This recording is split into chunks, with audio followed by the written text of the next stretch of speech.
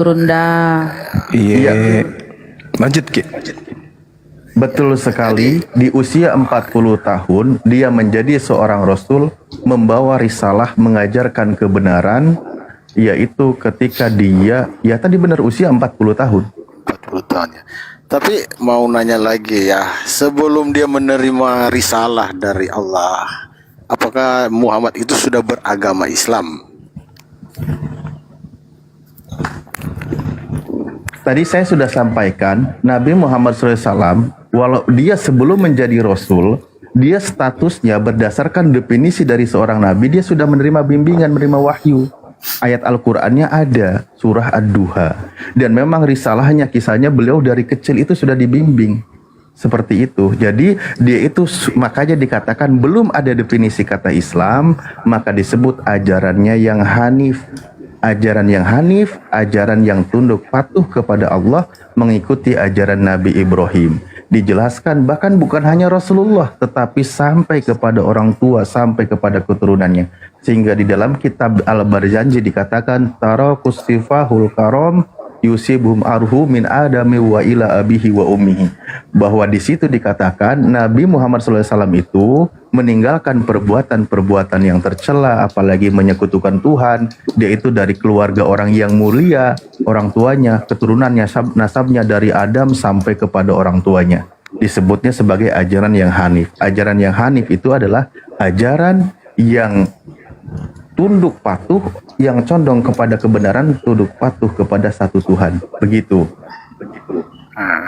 Jadi saya kan selalu nonton anu ya, ustadz begitu ceramah ya, katanya Islam itu sudah ada dari zamannya Nabi Adam ya, benar nggak itu? Oh iya. Apalagi secara definisi, Islam itu kan artinya orang yang tunduk patuh berserah diri kepada Tuhan. Orang itu tunduk patuh terhadap perintah Tuhan. Dari zaman Nabi Adam alaihissalam, semua Nabi Adam itu sudah tunduk patuh kepada perintah Tuhan. Makanya dia beriman, tidak menyekutukan Tuhan. Begitu juga para nabi yang lainnya. Tapi bukan Islam ya itu. Kan Islamnya hadir nanti ada Nabi Muhammad kan begitu. Loh. Nah, disebut istilah Islamnya memang disebutkan oleh Nabi kami sesuai dengan surah Al-Maidah ayat 3. Kalau masalah tentang bagaimana mereka muslim, bagaimana mereka berserah diri kepada Tuhannya, itu sudah dijelaskan, sudah ada dari sebelumnya. Di mana dijelaskan juga di situ di dalam Al-Qur'an surah Al-Hajj ayat terakhir. Di situ dikatakan apa? Bismillahirrahmanirrahim. Huwa sammakumul muslimina min qablu wa fi hada liyakunar rasulu syahidan alaikum. Al-ayah dan seterusnya. Bahwa di situ dikatakan dinamakan sebagai muslim dari sebelum Rasulullah dan sampai kepada Rasulullah. Begitu konteksnya, pembahasannya. Tapi mau tanya lagi lah sebelum Muhammad. Bentar, sebelum tanya lagi Islam mungkin. ini, Bentar, sebelum tanya lagi mungkin Gurunda mau menambahkan. Silakan Gurunda. Oke, mohon izin Dinda Alif. Gurunda, siap Gurunda. Iya. Ada nubuat kemudian yang perlu terkait dengan pertanyaan saudara kita ini ya dari pihak Kristen ya. Di dalam kitab Yeremia 28 nomor 9, di situ dikatakan tetapi mengenai seorang nabi yang bernubuat. berapa bang? Yeremia 28 nomor 9. Yeremia 28 ayat 9. Ya. Ya, lanjut bang, lanjut. Tetapi mengenai seorang nabi yang bernubuat tentang damai sejahtera. Jika nubuat nabi itu digenapi, maka barulah ketahuan bahwa nabi itu benar-benar diutus oleh Tuhan. Sekarang begini bang, nabi yang bernubuat tentang damai sejahtera itu siapa? Yesus. Dalil ini mengatakan jika nubuat Yesus itu digenapi, maka barulah ketahuan bahwa nabi itu benar-benar diutus oleh Tuhan. Siapa nabi yang dinubuatkan Yesus ini?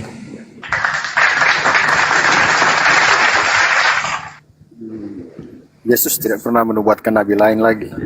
Tadi Anda mengatakan siapa yang menubuat tentang damai sejahtera. Anda mengatakan Yesus. Sekarang saya tanya, kalau Yesus bernubuat tentang damai sejahtera, lalu nubuat Yesus ini digenapi, pertanyaan saya, siapa nabi yang dinubuatkan Yesus di dalam Yohanes 14 nomor 16 nomor 26, Yohanes 16 nomor 7, 8, 9, 10 sampai nomor 15. Siapa yang menggenapi damai sejahtera itu? Ya, yang menggenapinya kan Yesus. Paham? Maksudnya Yesus bernubuat tentang dirinya?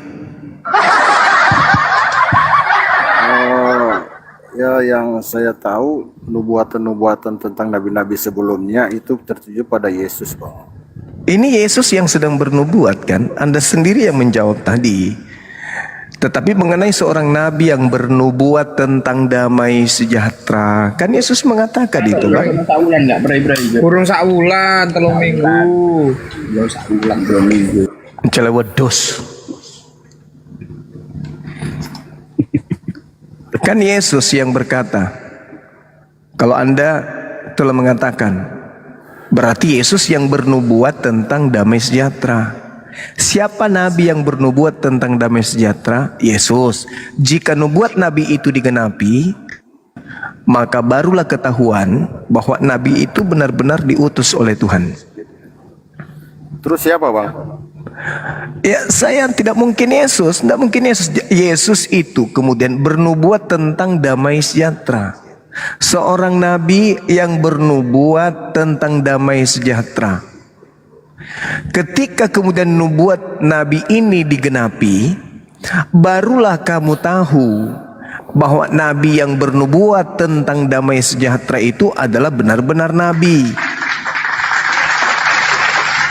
Oh, begitu ya. Ya.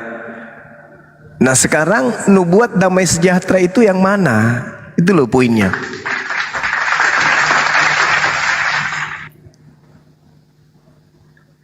Saya juga bingung, Bang, ini. Nah, itu dia makanya kalau saudara bingung, coba Anda baca Kisah Para Rasul 3 nomor 2223.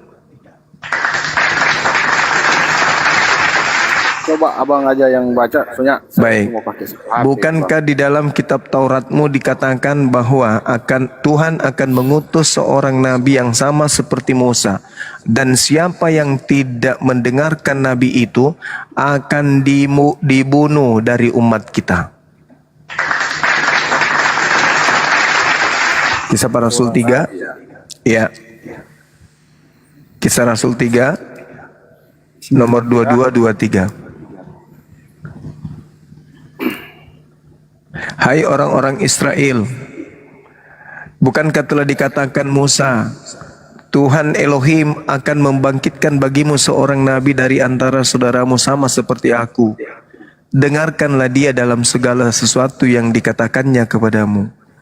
Dan akan terjadi, siapa yang tidak mendengarkan nabi yang sama seperti Musa itu akan dibasmi. Dalam bahasa Yunani, basmi ini exolotereu, artinya dimatikan atau dibunuh atau dilenyapkan dari umat kita. Siapa yang tidak mendengarkan nabi yang sama seperti Musa ini akan diperangi, akan dibasmi, akan dilenyapkan, akan dibunuh. Sekarang siapa nabi yang sama seperti Musa, yang ketika dia mengajarkan ajarannya, orang-orang yang tidak mendengarkan ajarannya itu diperangi. Itu siapa, Bang? Yesus kah? Bukan, Bang. Alhamdulillahirabbil alamin. Jadi nabi yang sama seperti Musa, ketika firman Tuhan yang diterimanya disampaikan kepada bangsa lain dan bangsa lain menolaknya, malah balik memerangi. Lantas kemudian nabi tersebut melenyapkan orang yang memerangi ajaran Tuhan yang di atas bumi ini dibawa kemudian oleh dia. Itu nabi siapa kalau bukan Yesus? Tapi kan bernubuatan tentang damai sejahtera, Bang. Nggak Iya, mungkin. damai sejahtera. No. Iya, damai sejahtera. Sebagaimana Musa kemudian memerangi orang-orang yang ingkar kepada ajaran Elohim, tujuannya untuk menciptakan damai sejahtera. Karena kalau kemaksiatan yang berkuasa, tidak damai sejahtera namanya. Jadi kemaksiatan ini harus dihilangkan, harus diperangi, supaya tidak berkuasa terhadap kebenaran. Maka dia harus diperangi. Bukan berarti damai, tidak ada peperangan, tapi maksiat merajalela di mana-mana. Seketika hukum Tuhan itu datang, maka hukum Tuhan itu yang harus membumi hanguskan, membakar semua hukum-hukum jahiliyah di atas muka bumi ini. Tidak peduli apakah harus dihancurkan dengan kekerasan, apakah dia harus dilumatkan dengan tekanan, atau dia harus dibakar dengan api. Itu nggak peduli. Coba Anda lihat di dalam Ulangan 33 nomor 2. Tuhan akan datang, terbit dari Sinai, kemudian ke Zair, lalu berakhir di mana? Di Paran. Tuhan akan datang membawa hukum dengan menggunakan 10.000 orang yang suci, orang yang bersunat. Pada tangan kanannya ada api yang menyala-nyala, yang siap membakar semua hukum-hukum jahiliyah di atas muka bumi ini. Itu adalah nubuat. Nah sekarang kalau Anda susah untuk mendapatkan siapa yang duduk di situ, Paulus, tidak mungkin. Justru Paulus dipenggal. Lukas nggak mungkin, Yohanes nggak mungkin, Matius nggak mungkin. Siapa lagi? Matius, Markus tak mungkin. Satu-satunya kandidat yang hukum yang dibawa dari langit sudah 1400 tahun tidak pernah goyah sedikit pun, hanya baginda Rasulullah Muhammad SAW yang datang membawa Islam. Islam itu salam, salam itu shalom, shalom itu damai sejahtera. Kenapa umat Islam itu selalu assalamualaikum, damai sejahtera atasmu, waalaikumsalam, dan atasmu juga keselamatan atau damai sejahtera. Siapa Nabi itu? Itu yang pertama. Yang kedua, Yesaya 29 nomor 11, nomor 12. Apabila kitab termaterai itu diberikan kepada orang yang bisa membaca atau tidak bisa membaca, maka dia akan mengatakan, aku tidak dapat membaca. Itu siapa? Yang diberikan kitab termaterai itu siapa? Nabi Musa dikasih kitab, Nabi Musa langsung bisa baca. Yesus dikasih firman langsung bisa baca. Nabi Daud dikasih firman langsung bisa baca. Salomo dikasih langsung bisa baca. Daniel semuanya langsung bisa baca. Siapa yang diberi kitab termaterai dan dia mengatakan aku tidak dapat membaca, itu siapa? Boleh saya tanya, Bang? Silakan. Ya. Yesus nggak dikasih firman, Bang. Oh, Anda salah. Yohanes 17 ayat 8. Segala firman yang engkau berikan kepadaku telah aku sampaikan kepada mereka. Wahyu 1 nomor 1. Inilah wahyu Yesus Kristus yang diberikan Elohim, yang diberikan Theos kepadanya.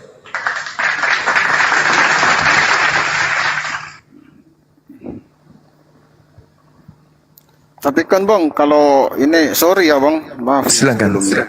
Iya, Dinda Alif mungkin kalau- sorry ya Dinda. Ya, tapi kalau dinubuatkan Aku langsung membawa damai sejahtera kan nggak mungkin untuk membunuh manusia atau meraja manusia atau melakukan manusia itu secara keji agar mengikuti sesuatu. Oke. Anda tahu tidak bahwa Tuhan Elohim itu salah satu gelarnya adalah Sar Salom. Apa artinya itu? Sar Salom artinya apa? Ngerti, Bang. Raja damai. Itu gelar Tuhan. Tapi Anda tahu tidak perintah-perintahnya kemudian kepada Nabi Musa? Bunuhlah, bunuhlah, bunuhlah, bunuhlah, bunuhlah, bunuhlah. Karena kemaksiatan memang itu harus dihapuskan. Kemungkaran itu memang harus dihapuskan. Kejahiliaan itu memang harus dilenyapkan. Kebenaran yang hak harus menang di atas kejahatan.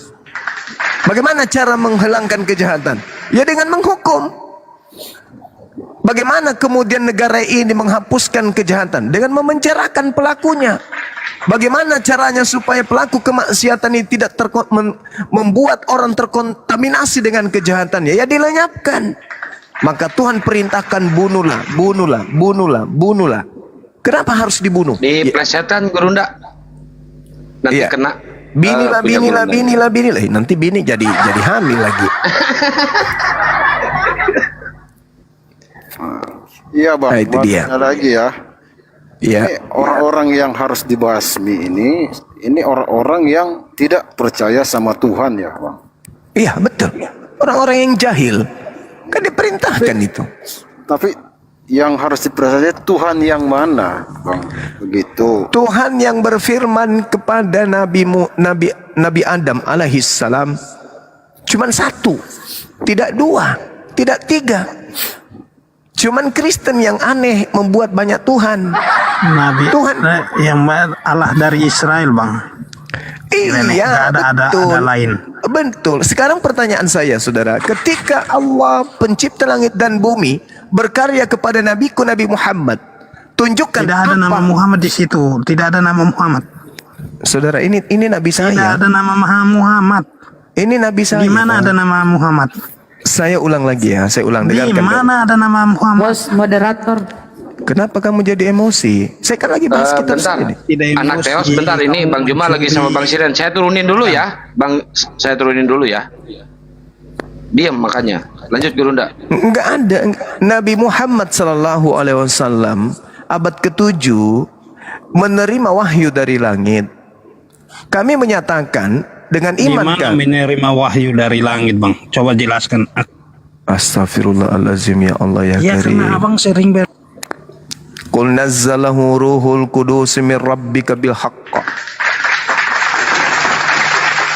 Paham ya? Jadi Nabi Muhammad, saya sebenarnya ingin bertanya kepada saudara tadi, ketika pencipta langit dan bumi menyatakan diri kepada Nabi Muhammad, tolong tunjukkan di mana Eloa Abraham, Eloa Ishak, Eloa Yakub.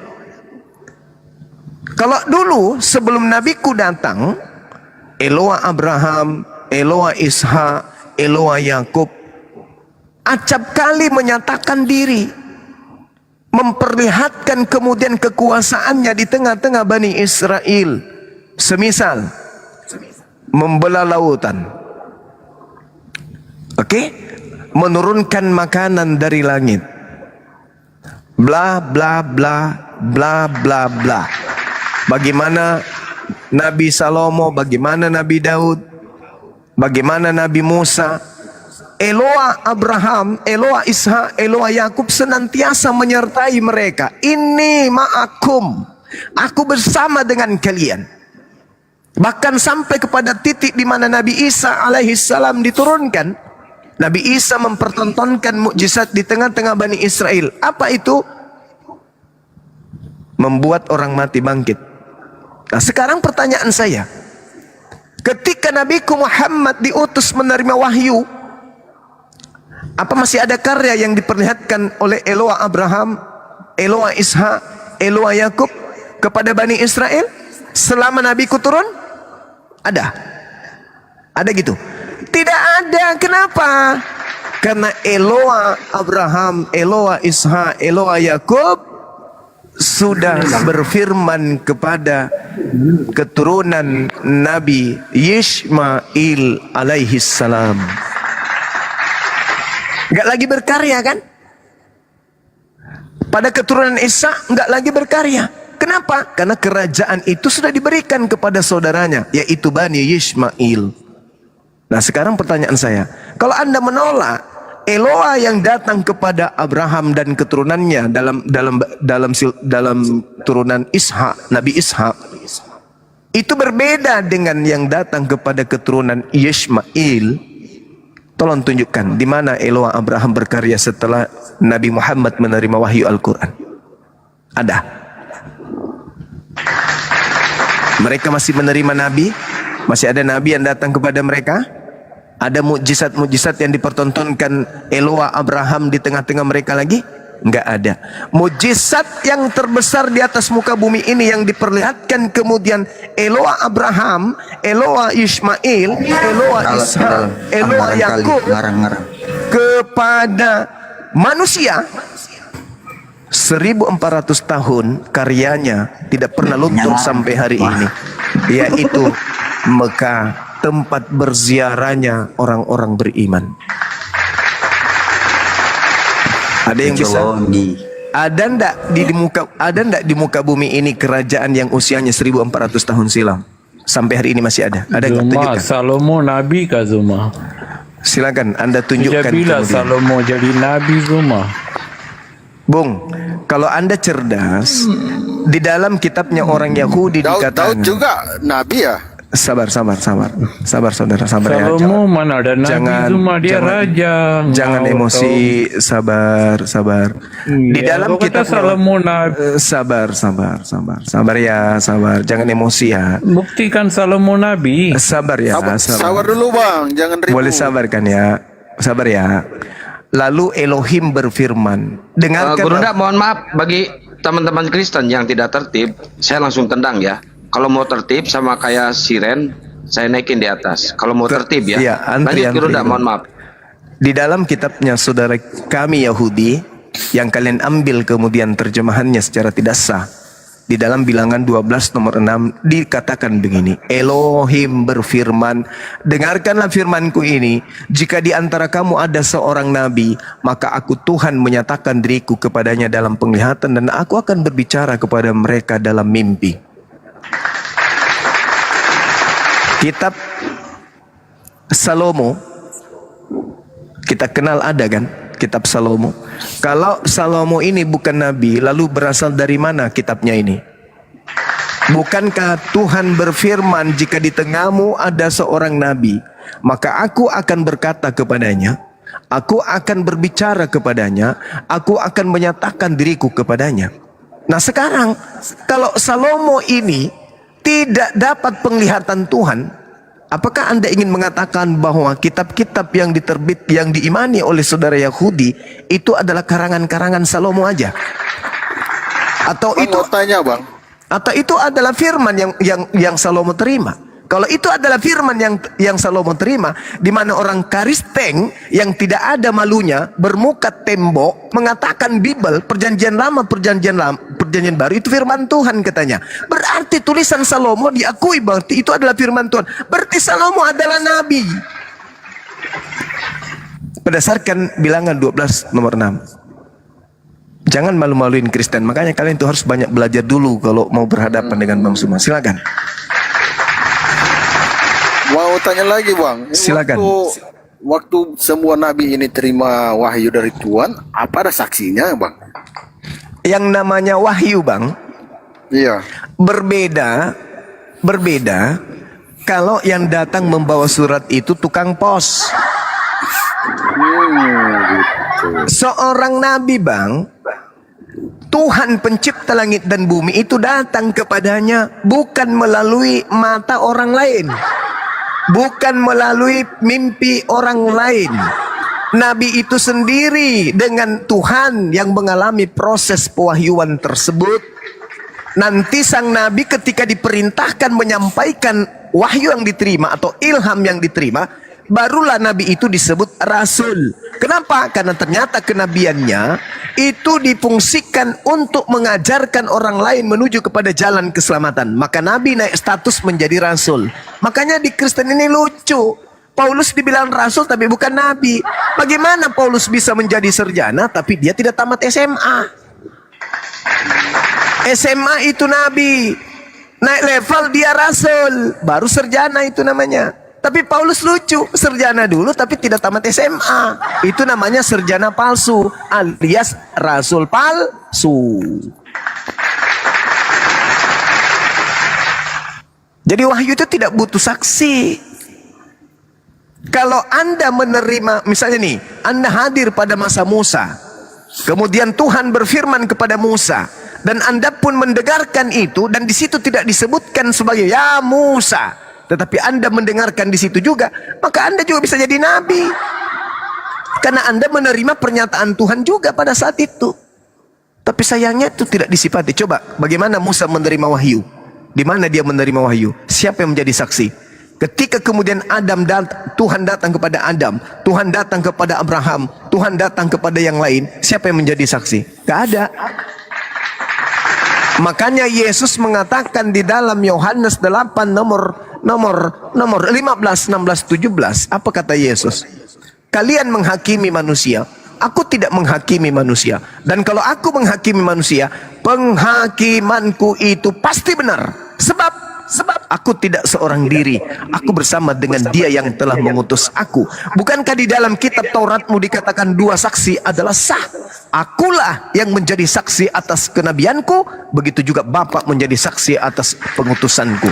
Aku dan Bapa adalah 2 saksi. Ayo.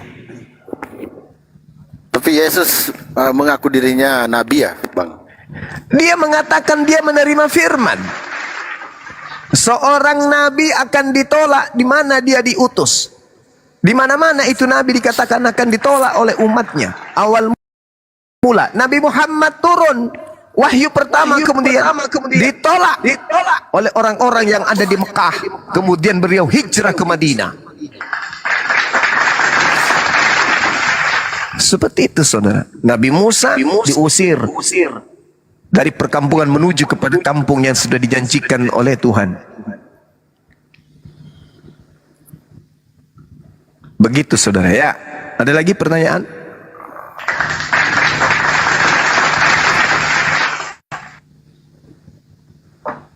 Iya, Bang, saya dari tadi masih mikir soal pembuatan damai sejahtera itu, Bang. Saya bantu. Mikirnya saya begini, damai sejahtera kok harus membunuh orang begitu? Saudara, Coba tolong dibantu, Bang. Saya masih bingung ini. Begini kawan. Kalau ada penjajah datang ke Nusantara, ini ya sederhananya ya. Izin Bang Sherry di mute, suaranya feedback Bang Sherry di mute. Nanti kalau udah mau ngomong baru dibuka lagi mic-nya ya. Iya. Oke, lanjut Gurunda. Hostnya minta tolong di mute aja, di mute aja langsung. Dia nggak tahu. Iya.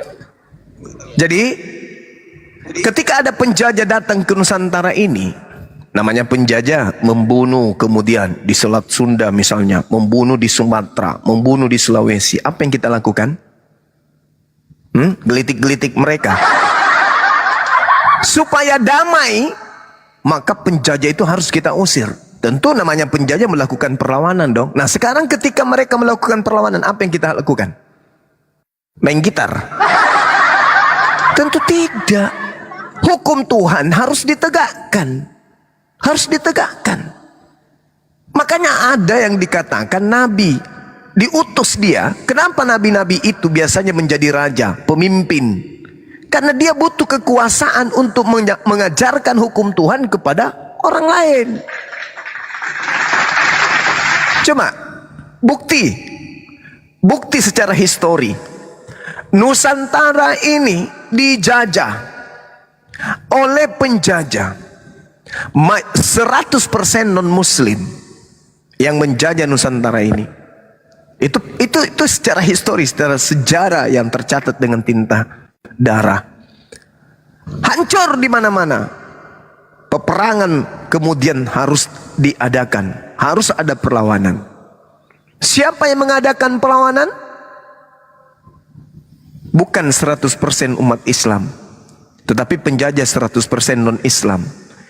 99% umat Islam kemudian menegakkan hukum di atas bumi Nusantara, mengusir penjajah.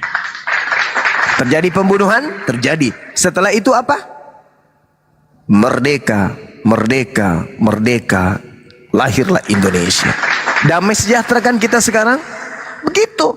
Logikanya kayak begitu. Jadi kemungkaran harus diperangi supaya datanglah damai sejahtera. Islam ketika belum datang, Arab menjadi bangsa yang jahil. Bahkan di dalam kitabnya saudara-saudara kita Yahudi disebut sebagai apa? Bangsa bebal. Bahkan tidak dianggap sebagai umat, dianggap jahil. Bangsa yang jahil. Tetapi kemudian kejahilan itu, kebodohan itu, kemudian kejahiliaan dihapuskan dengan datangnya Islam. Jadilah damai sejahtera. Begitu juga di Nusantara. Peperangan terjadi di mana-mana. Jadilah damai sejahtera. Nah sekarang teorinya begini. Nabi Abraham adalah bapak para nabi. Islam, Kristen, Yudaism mengakui itu. Jadi tolak ukurnya Yahudi, kita nggak usah bawa Yahudi. Kita nggak ragukan lagi mereka. Mereka adalah keturunan dari Nabi Ishak. Sekarang yang bermasalah di sini adalah Islam dan Kristen. Dikatakan di dalam kitab Kejadian 12 nomor 3, Aku Tuhan akan mengutuk siapapun yang mengutuk engkau wahai Abraham, dan akan memuliakan siapapun yang memuliakan engkau wahai Abraham. Apa cerminannya ini, Bang? Siapa yang memberkati Abraham, maka akan diberkati oleh Tuhan. Dan olehmu wahai Abraham, dunia akan diberkati. Artinya apa? Kalau dunia ini melakukan pemberkatan kepada Abraham, maka dunia ini akan dipenuhi oleh berkat Tuhan. Sebaliknya, kalau alam semesta ini, bumi ini dipenuhi oleh orang yang mengutuk Abraham, maka dunia ini, bumi kita ini akan dikutuk oleh Elohim, Tuhannya Abraham. Sekarang ada dua senjata yang harus kemudian mewarnai bumi ini, Islam dan Kristen. Tatanan apa yang dibawa oleh Islam ketika masuk ke Nusantara? Apa yang diajarkan oleh Islam?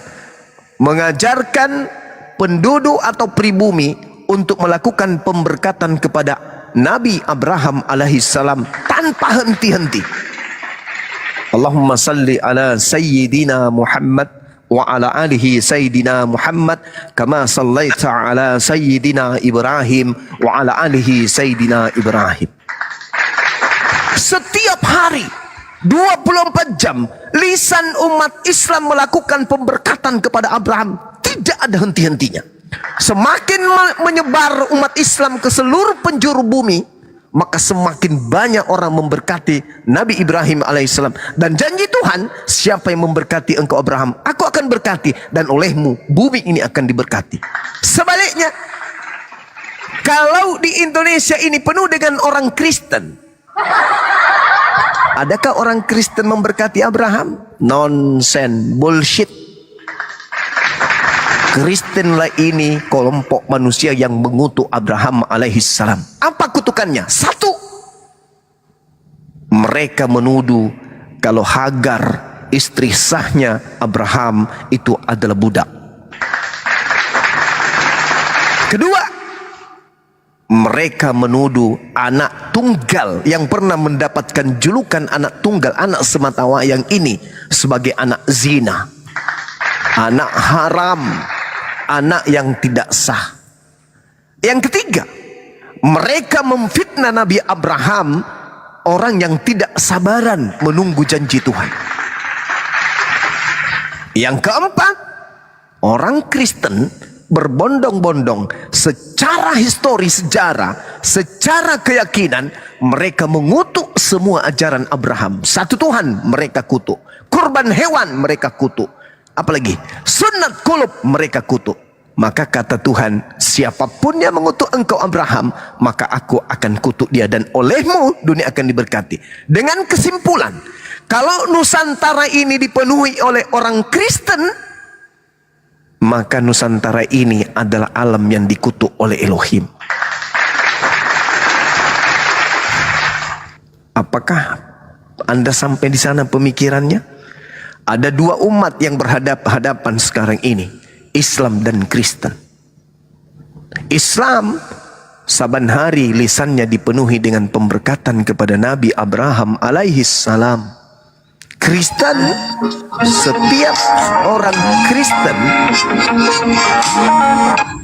setiap orang Kristen begitu mengenal membaca, mengenal bicara, mengenal prosesi kekristenan, saat itu juga mereka diajarkan untuk mengutuk Abraham alaihissalam. Apa buktinya? Sederhana. Siapa yang mereka katakan mati terkutuk di atas tiang salib? Keturunan Abraham katanya. Siapa yang mereka tumbalkan kemudian untuk dosa-dosa mereka? Dengan cara ditampar, diseret, diludahin, ditonjok, dipentung, digantung, ditombak, dibunuh untuk dosa-dosa mereka. Keturunan Abraham katanya. Siapa yang kemudian dikatakan oleh mereka hukum Tuhan berupa Taurat itu adalah kutuk, adalah sampah. Siapa ajaran Taurat itu? Keturunan Abraham, Nabi Musa alaihissalam. Adakah secerca, adakah sedikit, adakah sebenih saja atau setitik saja penghargaan orang-orang Kristen kepada Abraham? Kalau ada, sini saya beli dengan harga yang mahal. Silakan Anda tunjukkan. Orang Kristen sini kumpul, tunjukkan satu saja titik benih atau sebutir pasir yang kecil sekalipun penghargaan orang Kristen kepada Abraham alaihissalam. Kalau ada, saya siap beli berapapun harganya. Tapi kalau kami umatnya Nabi Muhammad, Nabi Abraham, Nabi Ibrahim, manusia suci yang kemudian mewariskan damai sejahtera kepada manusia. Saya kira begitu, Bung. Silakan Anda renungkan.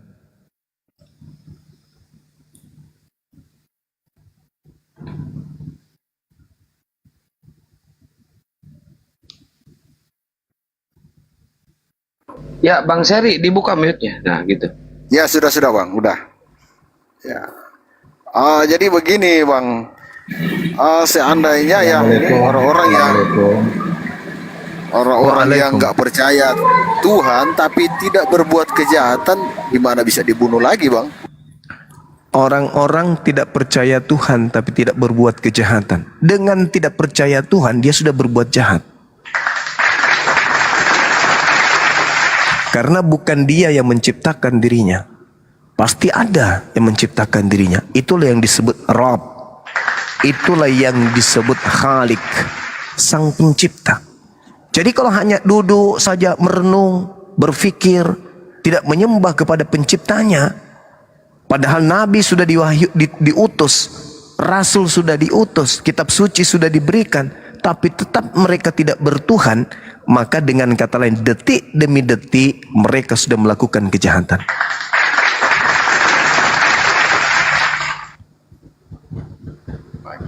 Ya, oke Bang. Ya. Tapi dalam pikiran saya ya, orang-orang yang berbuat baik setiap hari begitu, tapi dia tidak menuhankan Tuhan yang Esa itu, harus dibunuh juga ya Bang? Orang yang tidak melakukan penyembahan kepada Tuhan yang benar, tidak ada perintah untuk membunuhnya. Nggak ada perintah. Kalau di Islam ya, nggak boleh. Nggak boleh membunuh manusia, kecuali manusia yang memenuhi syarat untuk dibunuh. Siapa itu? Mereka yang memerangi. Mereka yang melakukan kejahatan, pengrusakan ke atas muka bumi ini, yang merusak tatanan dan mencelakai banyak orang, itu wajib hukumnya. Itu dari sejak dulu itu sudah disampaikan kemudian dalam kitab-kitab suci. Yang Anda ambil terjemahannya pun masih ada di situ. Di Al-Quran juga demikian. Tapi orang yang tidak punya kemudian syarat untuk dibunuh, jangankan dibunuh, diganggu pun di Islam nggak boleh. Iya Bang, tapi dia tidak percaya kepada Tuhan, gimana itu? Ya itu urusannya. Kalau di Islam hanya diperintah untuk menyeru, serulah manusia, serulah manusia. Wa qulil haqqu mir rabbikum. Kebenaran itu sudah datang dari Tuhanmu. Mereka mau beriman, ya silakan mereka beriman. Tapi kalau mereka mau kafir, mau kufur, mau ingkar, silakan. La ikraha fiddin. Tidak ada paksaan. Sampaikan aja. Kalau mereka sampai kepada akalnya, pasti akan menerima. Tapi kalau dia lebih mengedepankan kemudian doktrin dan dogma, pasti dia tolak. Kalau dia sombong terhadap kebenaran, dia angkuh terhadap kebenaran, maka tentu dia akan menolak kebenaran itu. Dengan menguatkan alibi tentang doktrin dan dogma yang mereka wariskan dari nenek moyang mereka. Oh, iya, iya.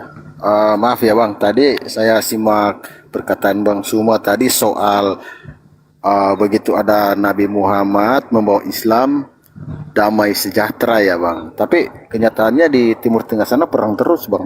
Sekarang saya tanya, yang menciptakan alat untuk perang siapa? Ya manusia Bang. Siapa manusianya? Ya manusia. Iya, manusia itu apa agamanya? Gak tahu saya Bang. Nah itu dia. Anda kemudian membuat sesuatu supaya sesuatu yang Anda buat itu laris, maka Anda harus membuat propaganda. Anda harus membuat satu masalah.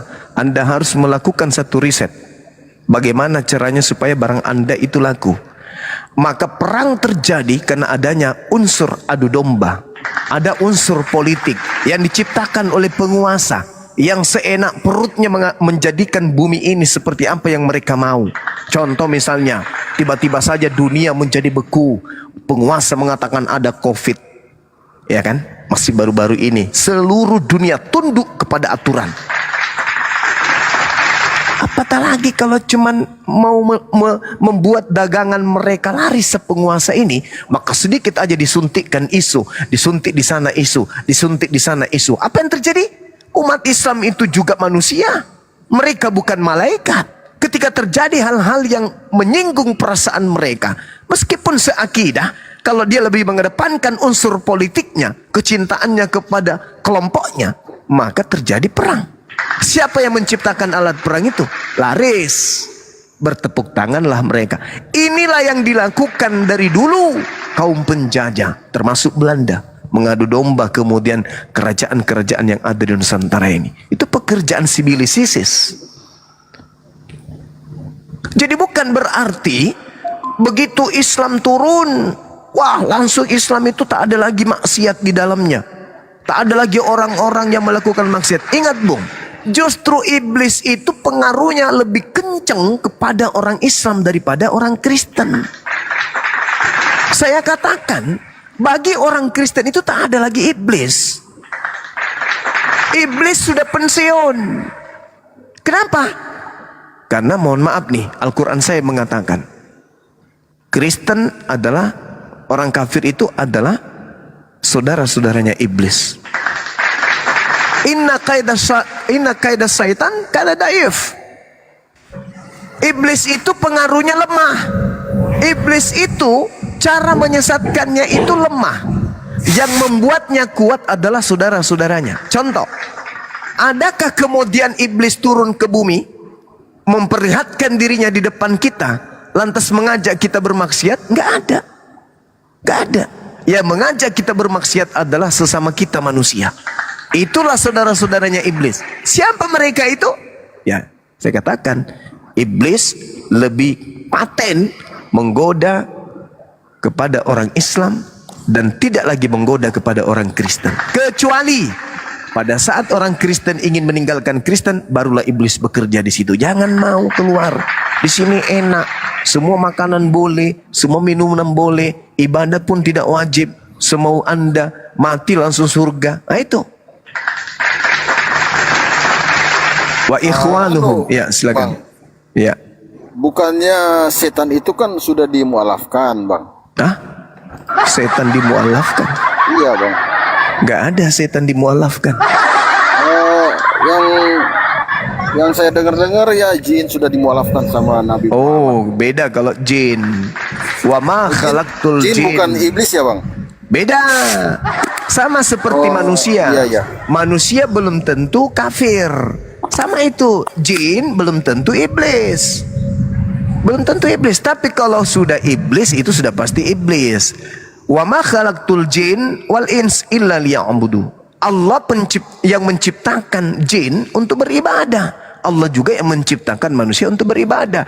Jin yang tidak mau beribadah menjadi iblis. Manusia yang tidak mau beribadah kepada pencipta langit dan bumi disebut kafir. Begitu saudara. Oh, jadi saya pikir jin ini iblis, Bang. Oh bukan. Makanya tadi abang bilang yang mengganggu iblis, yang mengganggu hanya Islam saja yang diganggu, Kristen sudah. Tapi saya pikir loh, kenapa? Beda Memang nggak diganggu lah, iblis. sudah masuk Islam begitu. Beda iblis dengan jin. Kalau iblis Ya, itu ya, Bang. saudara, Siap. dia sudah apa itu istilahnya? Dia sudah mewakafkan dirinya untuk neraka. Itu iblis. Dan dia bersumpah akan menyesatkan keturunan Adam semuanya. Tapi kalau jin itu masih beribadah. Mereka beribadah. Makanya ya silakan. Ada lagi? Iya, Bang. Ya makasih ya, Bang. Udah Iya. dengar panjangnya. Justru kalau ini saudara, kalau orang Kristen ini selalu mengatakan bahwa jin itu mu'allaf, saya justru berpikir begini. Apa hadiah bagi iblis yang merasuki Yudas? Nggak tahu saya, Bang. Oleh karena pekerjaannya itu paten kali. Gara-gara dia merasuki Yudas, seluruh dosa-dosa Kristen itu ditebus. Berarti iblis yang merasuki Yudas ini harus ganti nama menjadi malaikat. Karena dia adalah malaikat penolong bagi saudara-saudaraku Kristen. Tanpa si iblis merasuki Yudas, Yesus tidak akan diketahui tempat persembunyiannya. Yudas tidak akan kerasukan setan. Dan Yesus sendiri mengatakan dalam Yohanes 6 nomor 70, bukankah aku yang memilih engkau yang 12 orang? Dan satu di antaramu yaitu Yudas adalah iblis. Nah, hadiah apa yang harus diberikan oleh orang-orang Kristen kepada pahlawan iblis ini? Pahlawannya iblis. Karena tanpa iblis, Kristen tidak akan mendapatkan kemudian juru selamat. Roma 14 nomor 9, untuk itulah Yesus mati agar dia dibangkitkan kembali untuk menjadi Tuhan dan Kristus untuk Kristen. Bahkan lebih hebat lagi dikatakan dalam Kisah Para Rasul 2 nomor 36. Kristus yang kau salibkan itu telah dijadikan menjadi Tuhan oleh Elohim, oleh Theos. Untuk siapa? Untuk kalian Kristen. Dia sudah menjadi Tuhan dan menjadi Kristus bagi orang Kristen. Akibat Kawan-kawan yang di bawah ya, maaf saya memang belajar ini. Saya hanya ingin cari tahu ya. Iya, nggak apa-apa. Jangan perhatikan yang lain. Ya, nggak boleh ya. Maksud saya jangan dibully lah. Iya. Kan pengen tahu aja di sini. Betul. Jangan dipeduli, Bang. Seperti itu. Jadi orang Kristen harusnya berpikir kalau jin itu bisa mu'allaf. Sebenarnya jin itu tidak mu'allaf. Jin itu menjadi muslim. Kenapa muslim? Muslim itu artinya apa? Berserah diri. Kepada siapa? Kepada Tuhan. Jadi ketika ada jin berserah diri kepada Tuhan, mereka muslim. Sama seperti Yesus berserah diri kepada Tuhan, berarti dia muslim. Sama seperti Nabi Musa, Nabi Daud, Salomo berserah diri kepada Tuhan, berarti dia muslim. Dalam kaidah tatanan akidah Islam, orang yang berserah diri kepada perintah Tuhan itu muslim namanya. Orang yang ingkar kepada perintah Tuhan itu kafir namanya. Nah, jadi iblis yang telah menghadiahkan salib kepada Kristen ini cocoknya disebut malaikat lagi, bukan iblis lagi maksudnya. Malaikat penolong Kristen adalah Sibilisis. Itu kesimpulan saya terakhir. Silakan, Bang. Iya, Bang. Iya, Bang. Udah. Saya Baik. bertanya lagi, mungkin teman-teman lain yang bertanya, silakan. Terima kasih Saudara Siren. Iya, sama-sama, Bang. Ya, Bang Siren di sini aja, jangan turun, Bang Siren. Harepa, selamat malam Harepa. Hosea, selamat malam Hosea.